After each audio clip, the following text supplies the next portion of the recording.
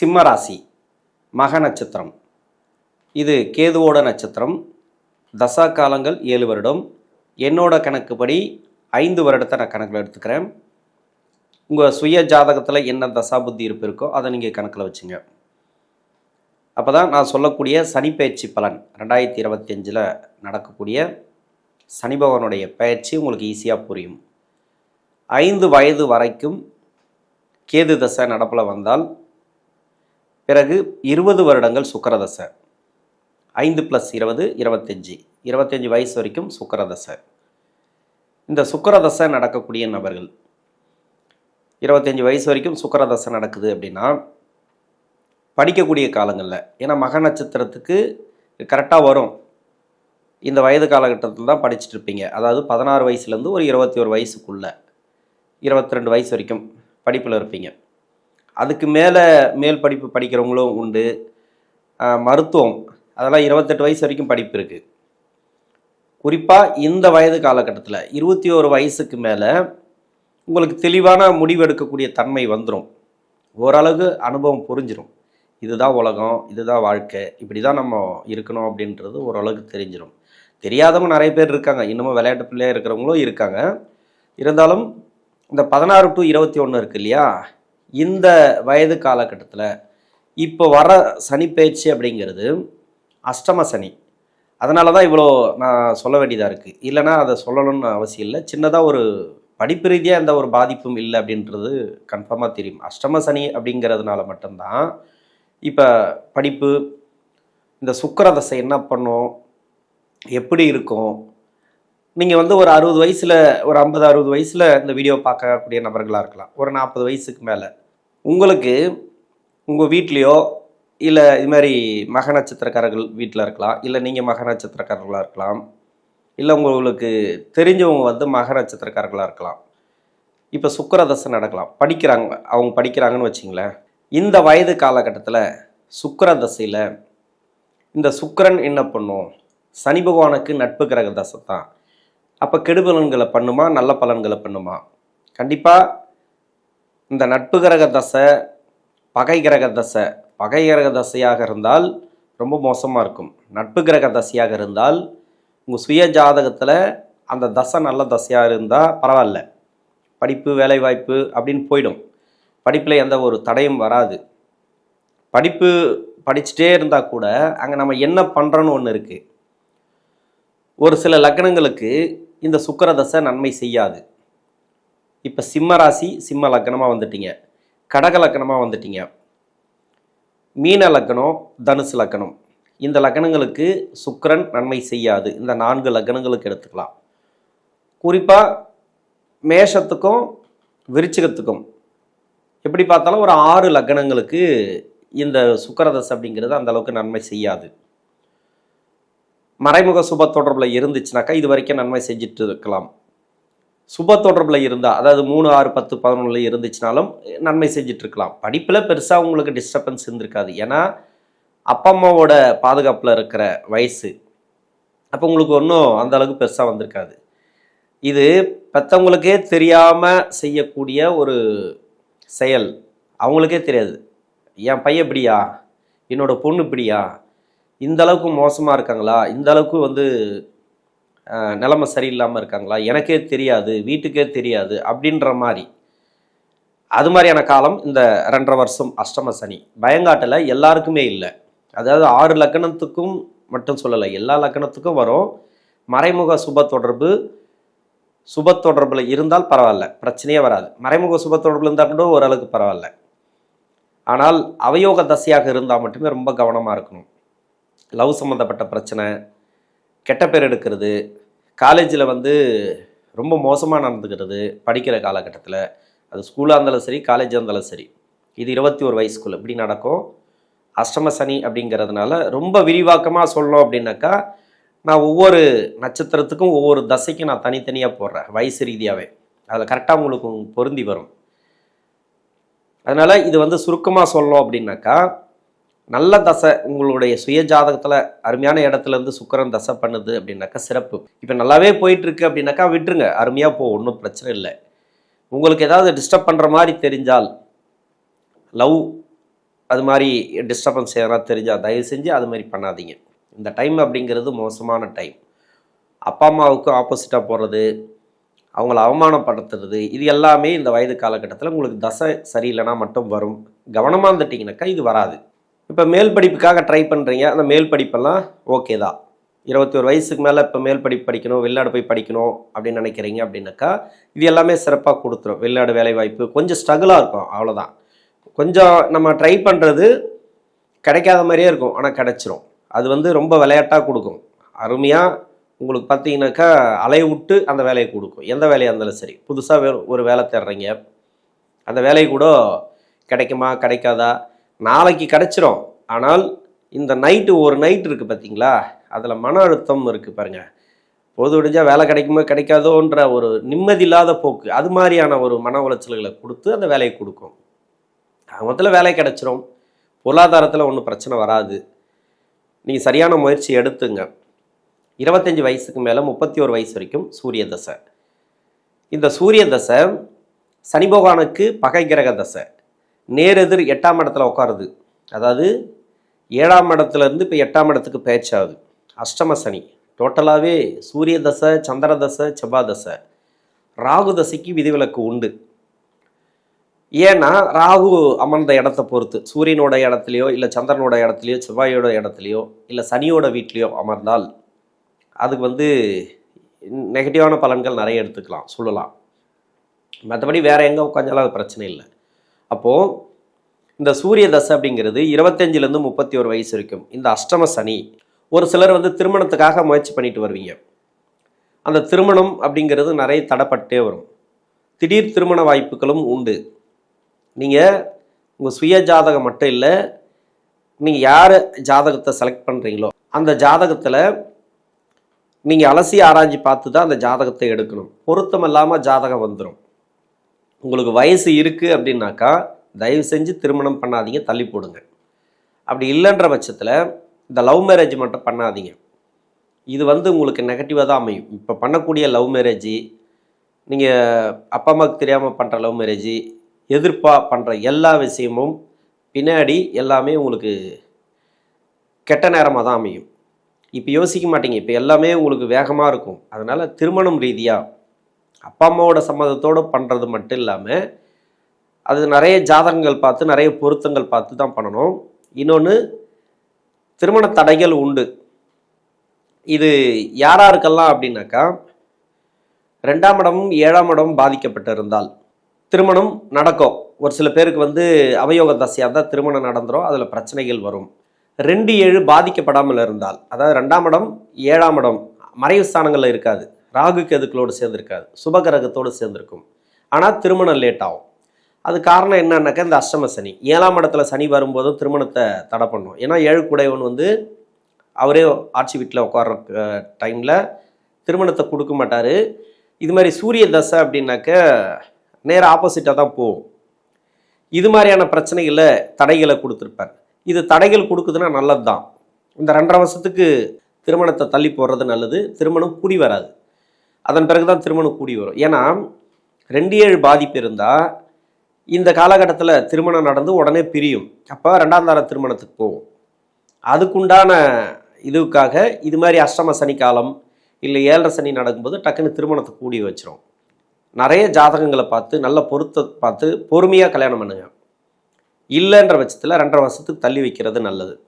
இப்போ திருமணம் ஆயிடுச்சு, கருத்து வேறுபாடுகள் தவிர்ப்பது நல்லது. எதையுமே விட்டு கொடுத்து போயிடுங்க. யாரோ ஒருத்தர் ஜெயிச்சுட்டு போட்டோம். வீட்டில் குடும்பத்தில் கணவன் மனைவிக்குள்ளே அவங்களே ஜெயிக்கிட்டோம். மனைவியாக இருந்தால் மனைவியை ஏதோ வாக்குவாதத்தில் அவங்கள விட்டு கொடுத்தீங்கன்னா அவங்க ஜெயிக்கிட்டோம்.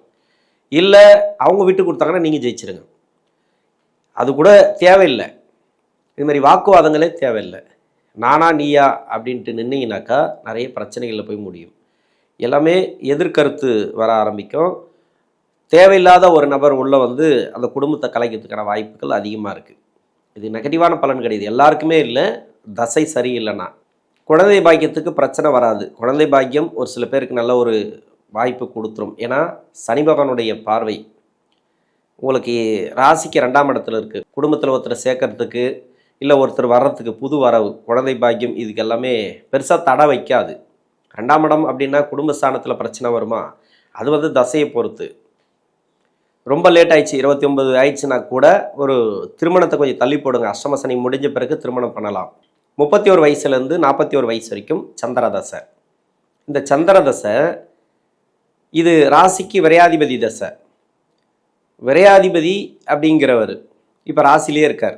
இது நல்ல தசை தான், ராசிக்கு நல்ல தசை தான், இல்லைன்னு சொல்லலை. போன சூரிய தசையும் உங்களுக்கு யோக தசை தான். அஷ்டம சனி வரும்போது யோக தசைன்னு பார்க்காது, அவயோக தசைன்னு பார்க்காது, லக்கணத்தை பார்க்கும். லக்கணத்துக்கு இவர் யார், இதே லக்கணமாக இருந்தால் பரவாயில்ல, ஓரளவுக்கு விட்டுரும், பிரச்சனைகள் வராது. வேற லக்கணமாக இருந்து அந்த லக்கணத்துக்கு 6 இல்லை 7ஆம் அதிபதி அவயோக கிரகங்களா இந்த சந்திர பகவான் வந்தால் அப்போ என்ன ஆகும் அப்படின்னா, கடன் வாங்க வைக்கும், ஒரு வேலையை ஆரம்பிக்க வைக்கும், ஒரு புதுசாக பிஸ்னஸ் எதனா ஸ்டார்ட் பண்ணுவீங்க, அதுக்கு கடன் அமைப்பு கொடுக்கும். தேவையில்லாத நீங்கள் பண்ணக்கூடாதுன்னு நினைப்பீங்க, அதை பண்ண வைக்கும். இது மாதிரி கடன் சுமையை அதிகமாக கொடுத்துரும். வீட்டு லோனுக்காக ஒரு ப்ராப்பர்ட்டி வாங்கி போடுவீங்க, பரவாயில்ல நமக்கு நேரம் நல்லா இருக்குது அப்படின்ட்டு ஒரு இடத்த வாங்கி போட்டு அது மூலிமா கடன் வாங்குவீங்க. ஆனால் கடன் வாங்கிட்டு கட்ட முடியாத சூழ்நிலைகளை கொடுக்கும், கொஞ்சம் கவனமாக இருக்கணும். சந்திர தசை நடக்கக்கூடிய நபர்களுக்கு மன அழுத்தங்கள் உண்டு. கவர்மெண்ட் வேலை வாய்ப்புக்காக ட்ரை பண்ணுறீங்களா, அதிகப்படியான முயற்சி எடுக்கணும். தனியார் துறையில் வேலை பார்க்க முயற்சி பண்ணுறீங்களா, அதிகப்படியான முயற்சி எடுக்கணும். இந்த அஷ்டம சனியில் வெளிநாடு சம்மந்தப்பட்ட வேலைக்கு ட்ரை பண்ணலாம், தாராளமாக உடனடியாக கிடைக்கும். உடனடியாக கிடைச்சா கூட உங்களுக்கு அங்கே வேலை பளு வேலை அழுத்தங்கள் இருக்கும், போகிறதுல கொஞ்சம் தாமதமாகவும் ஏதோ ஒரு வகையில் ஸ்ட்ரகிள் கொடுத்துட்டே இருக்கும். ஆனால் வெற்றி வாய்ப்புகள் உறுதியாக இருக்குது. இப்போ வேலையில் இருக்கிறீங்க, தனியார் துறையில் வேலை பளு உண்டு. கூட இருக்கிறவங்கக்கிட்ட, அதாவது உங்க கூட வேலை செய்கிறாங்க இல்லையா, அவங்கக்கிட்ட வாக்குவாதங்கள் தவிர்ப்பது நல்லது. இடமாற்றங்கள் அடிக்கடி வரும், வேலை போகிற மாதிரியே இருக்கும், ஏதோ ஒரு மன அழுத்தத்தை கொடுக்கும். இது மூலிமா வந்து உங்களுக்கு பிரச்சனைகளை கொடுக்கும். ரொம்ப டென்ஷன் ஆகிறதோ கோவப்படுறதோ வேண்டாம், தவிர்ப்பது இந்த காலகட்டங்களில் நல்லது. 41 வயசுக்கு மேலே 48 வயசு வரைக்கும் செவ்வாய் தசை. செவ்வாய்ங்கிறது இந்த ராசிக்கும் இந்த லக்னத்துக்கும் யோகம் செய்யக்கூடிய தசை தான், சிறப்பான தசை அப்படின்னு சொல்லிக்கலாம். எந்த ஒரு உங்களுக்கு பிரச்சனைகளும் வராது அப்படின்னு சொல்லிக்கலாம். ஆனால் சனி பகவானுடைய பகை கிரகம் அப்படிங்கிறதுனால கடன் சுமை ஒரு சில பேருக்கு உண்டு. வழக்கு ரீதியாக பிரச்சனைகள் வரும். எதுவாக இருந்தாலும் கொஞ்சம் கவனமாக பார்த்துக்கணும். நல்ல விஷயங்களும் இருக்குது. செவ்வாய் நல்லா இருந்துச்சுனாக்கப்போ வீடு கட்டக்கூடிய யோகத்தை கொடுக்கும் இந்த டைமில். ஏன்னா செவ்வாய் தசை, சனி பகவானுடைய பார்வை இருக்குது இல்லையா, ராசிக்கு 10ஆம் இடத்தை பார்க்குது. 10ல் இப்போ செவ்வாய் இருந்தாலோ, உங்கள் ராசிக்கு 2ஆம் இடத்துல செவ்வாய் இருந்தாலோ, அதுவும் இல்லாத ராசிக்கு 4ஆம் இடத்துல செவ்வாய் இருந்தாலோ, ஏன்னா இந்த இடம்லாம் வந்து சனி பகவானுடைய பார்வை. இந்த இடத்துல செவ்வாய் இருந்துச்சுனாக்கா ஒரு சொத்து வாங்குகிற யோகம் கொடுக்கும். ஆனால் கடன் அமைப்பில் கொடுக்கும், கடனை கொடுக்கும், ஒரு வீடு கட்ட வைக்கும். அது கடன் வாங்கி தான் வீடு கட்ட வைக்கும். எப்படியோ 2 பலனும் ஒன்றா இருக்கும்.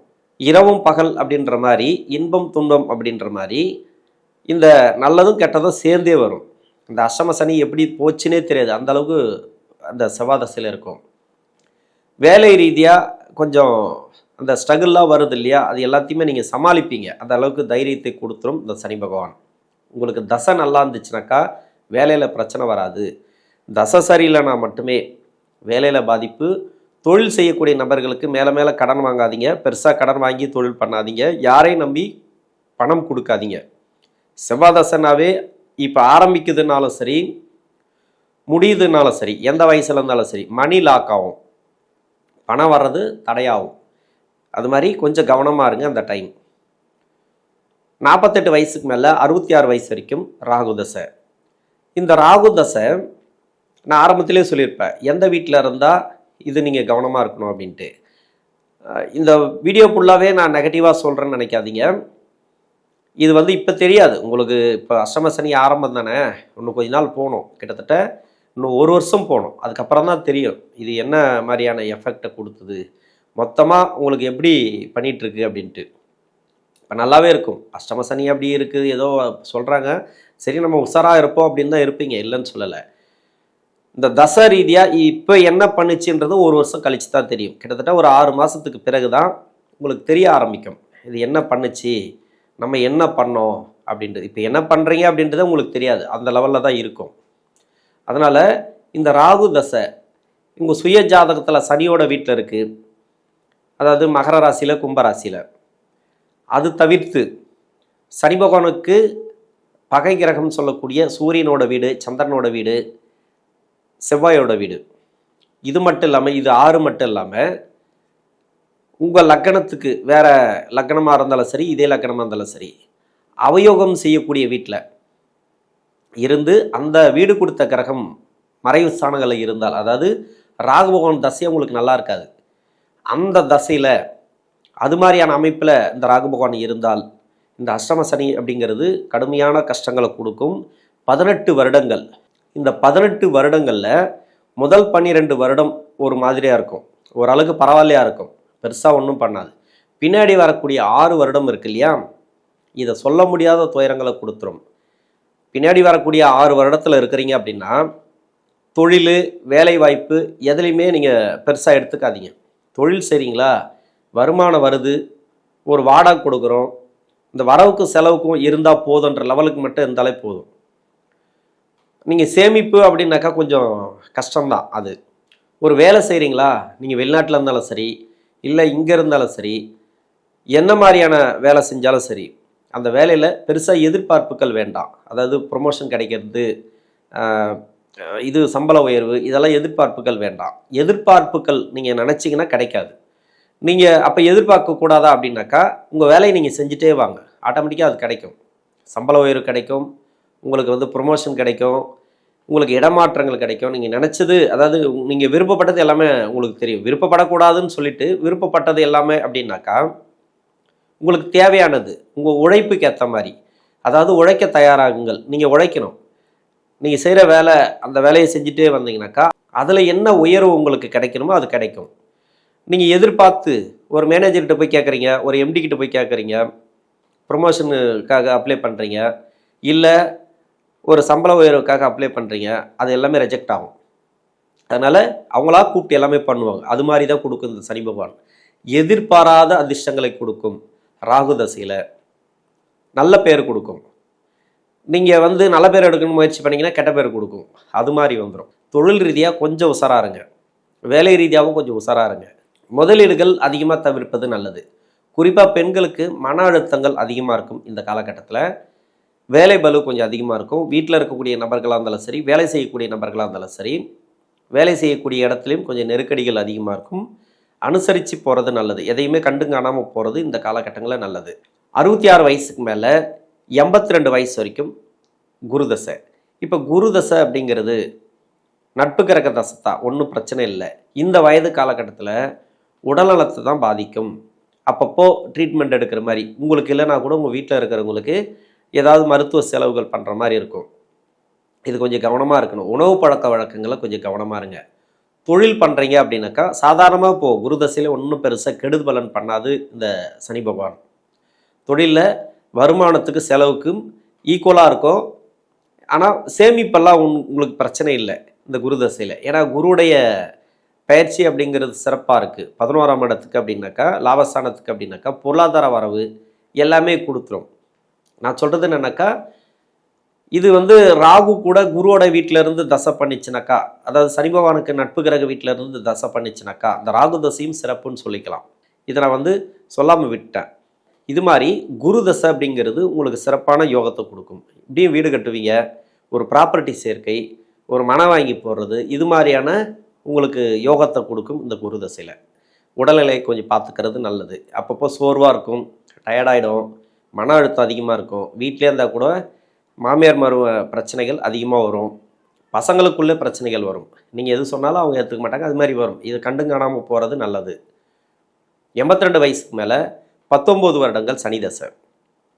இந்த சனி தசை அப்படிங்கிறது இது மனசை மட்டும் பாதிக்காமல் உடலையும் பாதிக்கும். மன அழுத்தங்கள் அதிகமாக இருக்கும். சொத்து பத்து பிரச்சனைகள் அதிகமாக வரும். இருந்துச்சுன்னா, இல்லைன்னா வராது, சாதாரணமாகவே இருக்கும். உங்கள் வீட்டில் இருக்கக்கூடிய நபர்களுக்கு வருமானத்தை கொஞ்சம் கம்மி பண்ணும். வீட்டில் பொருளாதார தடைகளை இந்த காலகட்டங்களில் கொடுக்கும். இந்த அஷ்டம சனி பெருசாக பண்ணாது. பின்னாடி வரக்கூடிய 3ஆவது சுற்றில் வரக்கூடிய அஷ்டம சனி உங்களுக்கு பெருசாக கெடுப்பலன்களை பண்ணாது. அதிகபட்சமாக உடல்நிலையை கொஞ்சம் பார்த்துக்கிறது நல்லது. அதில் மட்டும்தான் பிரச்சனைகளை கொடுக்கும். உணவு பழக்க வழக்கம் உங்களுக்கு சரியாக இருந்துச்சுனாக்கா அதுலேயும் வராது. சுப விசேஷங்கள் அதிகமாக கொடுக்கும். சுப செலவுகள் அதிகமாக கொடுக்கும். வீட்டில் நிறைய அடிக்கடி சுப செலவுகள், வீடு கட்டுறதோ இல்லை உங்களுக்கு மூலிமா நீங்கள் வந்து ஏதாவது காசு கொடுத்து உதவுற மாதிரி, பணம் கொடுத்து உதவுற மாதிரி, அது மாதிரியான சூழ்நிலைகள் அதிகமாக வரும். இந்த சிம்ம ராசியில் இருக்கக்கூடிய மக நட்சத்திரம் தசாபுத்தி ரீதியாக நல்ல ஒரு மாற்றங்களையும் பொருளாதார வளர்ச்சியும் இந்த சனி பேச்சுக்கு பிறகு கிடைக்கும். நன்றி.